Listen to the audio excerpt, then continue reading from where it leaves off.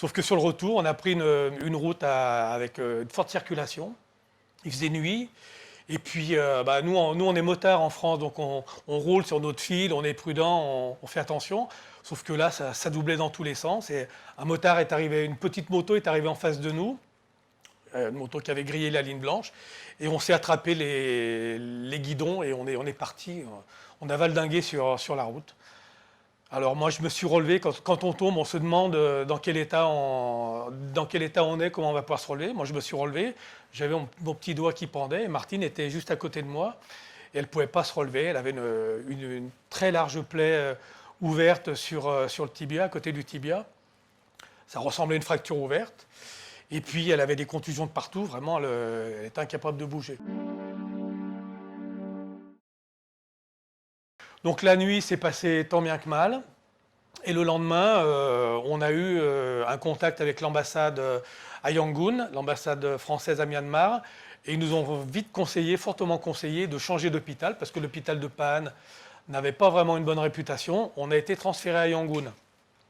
Mais ce que l'on a compris après coup, c'est que nos assurances qui ont pris le pilotage des opérations ont voulu nous faire passer à Yangon pour un nettoyage un peu plus méticuleux et surtout pour nous mettre en état d'être rapatriés, d'être transférés à Bangkok, puisque visiblement Bangkok est un peu le centre de la région pour tout ce qui est rapatriement des étrangers qui ont eu des accidents. Donc les assureurs ont une grosse confiance sur Bangkok et on s'est fait rapatrier en avion.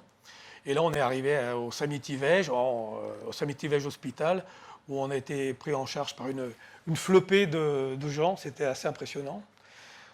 Ils ont tournoyé autour de nous comme un dessin. C'était impressionnant. Et donc, il y a eu des radios complémentaires, des scanners, un certain nombre de choses. Et là, on a commencé à apprendre des bobos un peu plus multiples. Bon, je commence par moi pour faire vite.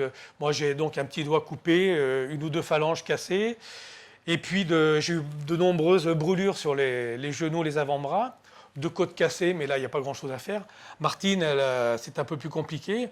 Je peux te laisser peut-être parler de tes petits bobos. Oui, moi, j'ai plus de bobos que mon compagnon.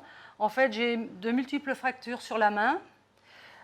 J'ai un péroné cassé, le ligament collatéral interne rompu et le ligament postérieur abîmé, déchiré. En fait, donc j'ai subi 5 opérations, 2 pour le lavage de mes plaies. Ah oui, puis j'ai ma plaie sur le tibia qui était profonde et assez étendue, donc 2 lavages de plaies, une opération pour reconstruire mon ligament interne. Et ensuite, une opération de la main aussi dans laquelle on m'a mis des broches, j'en ai 9 pour être précis. Et puis la dernière opération, ça a été la greffe qui a été réalisée maintenant, il y a 15 jours.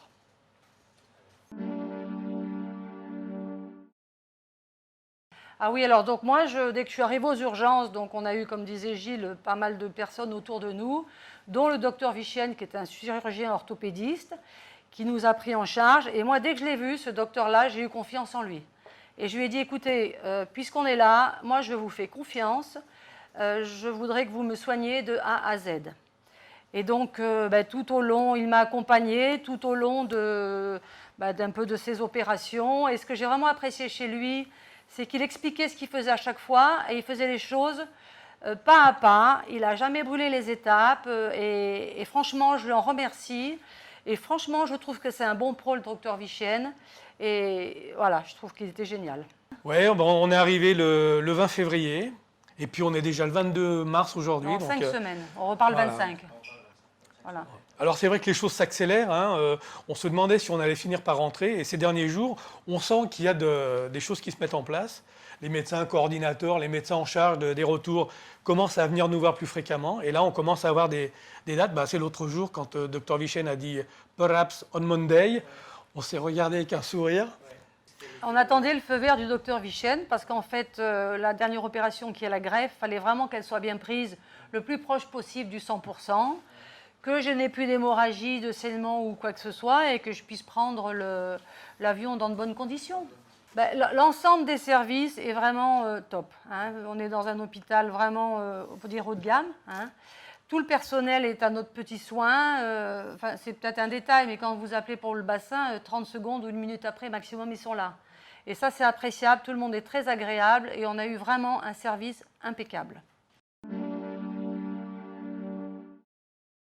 Moi, je voudrais rajouter quand même une chose et qui est très importante, c'est que pour tout étranger qui part en voyage à l'étranger, vérifiez bien si vous avez une couverture, une assurance de type Mondial Assistance, c'est pas pour leur faire de la pub, ou IMA, enfin peu importe, c'est très très important, parce que là du coup, on a été complètement pris en charge et on est serein. On n'aurait pas eu cette assistance-là, on aurait été vraiment, vraiment très très ennuyé.